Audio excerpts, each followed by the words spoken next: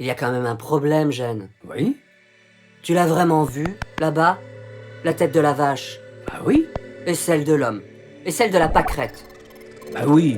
Et alors? Alors? Des cellules très semblables chez tous les êtres vivants, peut-être. Mais des résultats plutôt différents, non? Ta cellule, ce serait pas une sacrée farceuse? Tu as raison. Une géniale farceuse même. Elle est minuscule. Tu vois l'épaisseur d'un cheveu? Eh bien imagine, une cellule humaine, elle est 3 à 5 fois plus petite.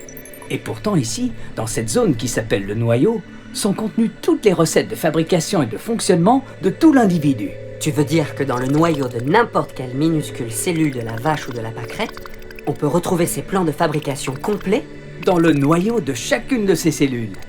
Toutes les caractéristiques d'un individu se trouvent définies là. S'il a des poils, des feuilles, des écailles, des yeux bleus, des grands pieds, tout est dans le noyau. Attends, je récapitule. Tous les êtres vivants sont constitués de cellules qui fonctionnent de manière semblable, c'est ça. De la vache à la pâquerette, c'est surtout l'information contenue dans leurs cellules qui est différente.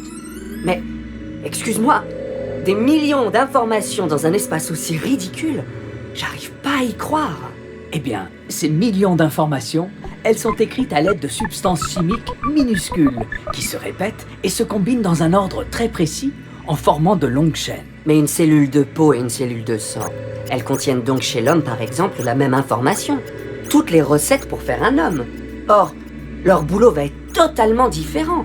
Il y a quelque chose qui cloche là-dedans. Disons que le noyau est un très puissant ordinateur.